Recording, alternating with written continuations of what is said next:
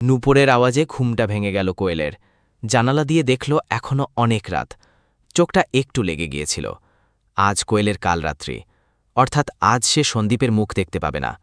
কাল ফুলশয্যা। কদিনের ঘটনাগুলো বেশ রহস্যময় মনে হচ্ছে তার কাছে। বিয়ের তারিখ ঠিক হয়েছিল আজ থেকে ৩ মাস পর, কিন্তু সন্দীপের বাড়ি থেকে বলল সন্দীপের ঠাকুমা খুব অসুস্থ, তাই বিয়েটা তাড়াতাড়ি হয়ে যাওয়া ভালো। কোয়েলের বাড়িতে বিয়ের তোড়জোড় শুরু হল। কিছুদিন আগেই কোয়েলের দিদি নয়নার বিয়ে হয়েছে। বাড়িতে আবার একটা মেয়ের বিয়ে, আবার সবার ব্যস্ততা। দুই বাড়ি থেকে আগেই পরিচয় হয়েছিল বলে সহজেই সব কাজ সম্পূর্ণ হয়েছিল। সন্দীপের বাড়ি থেকে কোনো রকম অনুষ্ঠান হয়নি। সবাই জানত সন্দীপের ঠাকুমা অসুস্থ, তাই কারোর কোনো সন্দেহ হয়নি। কিন্তু আজ যখন কোয়েল এই বাড়িতে নতুন বউ হয়ে এলো, তখন তার সবথেকে বেশি অবাক লাগল ঠাকুমাকে দেখে। তিনি তো বেশ ভালোই শক্তপোক্ত মানুষ। তাকে দেখে অসুস্থ বলে তো মনে হলো না। কোনো আত্মীয় আসেনি এই বাড়িতে। সন্দীপ, সন্দীপের মা, বাবা আর ঠাকুমা আছেন এই বাড়িতে। তবে আরও একজন আছেন এই বাড়িতে, সন্দীপের দাদা বিভাস। কিন্তু তাকে এখনও কোয়েল দেখেনি। বিয়ের আগে কোয়েল অনেকবার জিজ্ঞাসা করেছিল সন্দীপকে তার দাদার ব্যাপারে, কিন্তু সন্দীপ বারবার এড়িয়ে গেছে। নূপুরের আওয়াজটা কি ভুল শুনেছিল কোয়েল? কই আর তো কোনো আওয়াজ পাচ্ছে না সে। বহু পুরনো দিনের ৩ তলা বাড়ি। নিচের তলায় থাকেন সন্দীপের মা, বাবা আর ঠাকুমা। সেখানে প্রায় ৫টি রুম আছে। দোতলায় থাকে সন্দীপ, যদিও আজ সে বাড়িতে নেই। তাই সন্দীপের রুমে কোয়েল একা। পাশে আরও ৪টি রুম, সেগুলো সব বন্ধ। দাদা কোথায় থাকেন তা কোয়েল জানে না। একবারও দেখেনি তাকে। ৩ তলায় এখনও যায়নি কোয়েল। নতুন বউ বলে পাড়া থেকে দেখতে এসেছিল কয়েকজন। শাশুড়ি মা মিষ্টি দিতে ব্যস্ত ছিলেন সবাইকে, কিন্তু ঠাকুমা একদম কোয়েলের কাছ থেকে নড়েননি। এই বাড়িতে এসে একটা জিনিস কোয়েল বুঝেছে, সব কিছু ঠাকুমার কথা মতো হয়। শ্বশুর শাশুড়ি সকলেই তাকে খুব মানেন। আর ঘুম আসছিল না কোয়েলের। ফোনটা হাতে নিয়ে দেখল রাত্রি ২টা বাজছে। বিছানা থেকে নামতে গিয়ে বুঝতে পারল সেও পায়ে নূপুর পড়ে আছে। তাহলে হয়তো ঘুমের ঘরে পাশ ফিরতে গিয়ে নিজের নূপুরের আওয়াজই সে শুনেছে। দরজাটা খুলে বাইরে বেরিয়ে এলো। হালকা নীল রঙের লাইট জ্বলছে। তাতে দোতলার এই প্রান্ত থেকে ওই প্রান্ত বুঝতে পারা যাচ্ছে। শেষ প্রান্তে একটা ছোট্ট ঘরের মতো আছে, যেখান থেকে সিঁড়ি উঠে গেছে ৩ তলায়, অর্থাৎ ৩ তলায় যাওয়ার পথ সেটি। এত বড় ঘরে এই কয়েকজন মানুষ থাকে কি করে কে জানে। কেমন যেন গা ছমছমে ভাব। ধীরে ধীরে এগিয়ে গেল ৩ তলা যাওয়ার সিঁড়ি দিয়ে। কারুর অস্তিত্ব অনুভব করছিল সে। তারপর কেমন যেন মনের মধ্যে অস্থিরতা বাড়ল কোয়েলের। সেখান থেকে ফিরে এসে নিজের ঘরে ঢুকে দরজাটা লাগিয়ে দিল। ঠিক সেই সময় একটা ছায়া সিঁড়ি দিয়ে ৩ তলায় উঠে গেল যেন। সকাল হল। শাশুড়িমায়ের ডাকে ঘুম ভাঙল কোয়েলের। তাড়াতাড়ি উঠে দরজা খুলল। শাশুড়িমা হেসে বললেন, রাতে ঠিকঠাক ঘুম হয়েছিল তো? কোয়েল হ্যাঁ সূচক মাথা নাড়ল। শাশুড়িমা আবার বললেন, আমি তোমার সাথেই রাতে থাকতাম, কিন্তু মা মানে তোমার ঠাকুমার পায়ের ব্যথাটা বেড়েছিল, তাই সেখানেই ছিলাম।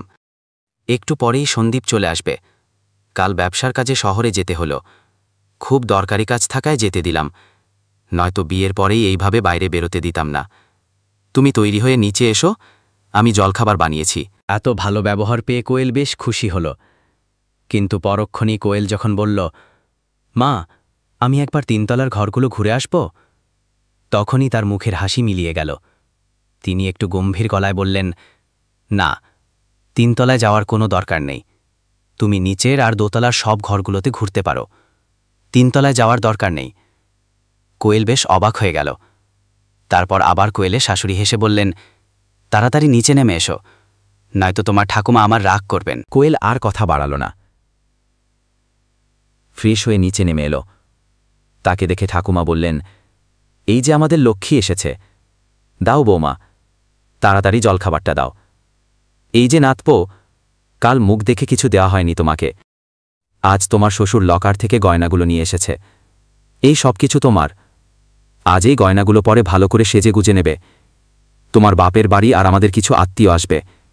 ছোটখাটো একটু আয়োজন করেছি। যতই হোক এই বাড়ির নতুন বউ তুমি, তোমাকে আমাদের আত্মীয়রা দেখবে নাকি?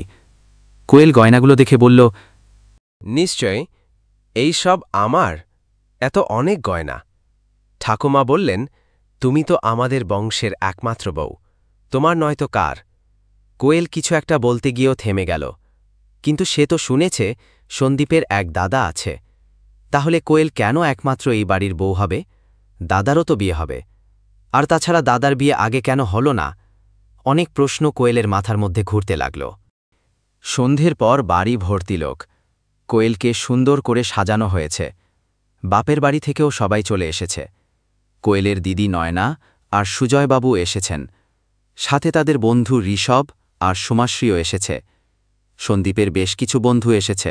একদম সকলের সাথে সন্ধেটা বেশ ভালোই কাটল। সুজয়, নয়না, ঋষভ, সোমাশ্রী এত বড় পুরনো বাড়ি দেখে বেশ অবাক আর খুশি হল। চারিদিকে ঘুরে ঘুরে দেখতে লাগল। দোতলা এসে ৩ তলার দিকে যাওয়ার সময় কোয়েলের শ্বশুর বিক্রমবাবু ডেকে বললেন, ৩ তলার দিকে যেও না। ৪ জনই অবাক হল। বিক্রমবাবু বললেন, আসলে ৩ তলার ঘরগুলো ঠিকমতো পরিষ্কার করা হয়নি। সব কিছু এলোমেলো হয়ে আছে। বুঝতেই পারছ, বাড়িতে এই কজন মানুষ, এত বড় বাড়ি গুছিয়ে রাখা মুশকিল। সুজয় বলল, আরে না না কাকু, এত বড় বাড়িকে বেশ সুন্দরভাবে মেইনটেইন করে রেখেছেন আপনারা। কোথাও কোনো ফাটল নেই। আমি তো অবাক হয়ে যাচ্ছি এত বছরের পুরনো বাড়ি শুনে। বিক্রমবাবু বললেন, চলো, রাত হচ্ছে, এবার খাবে চলো। তোমরা তো আবার ফিরে যাবে বলছ। ঋষভ বলল, হ্যাঁ কাকু, আমরা ৪ জনেই এখান থেকে কলকাতা ফিরে যাব। তবে ছুটি পেলেই চলে আসব এখানে ঘুরতে। বিক্রমবাবু হেসে বললেন, বেশ, ঠিক আছে। কোয়েলের কাছে এসে বসলেন এবার সন্দীপের পিসি, বেনি পিসি। এসেই তিনি কোয়েলের গয়নাগুলো দেখতে দেখতে বললেন, এইগুলো কি বাপের বাড়ি থেকে নিয়ে এসেছ? কোয়েল বলল, না না, বাপের বাড়ির গয়না আজ আমি পরিনি, সেগুলো বিয়ের দিন পরেছিলাম। আজ এইগুলো ঠাকুমা আমায় দিয়েছেন।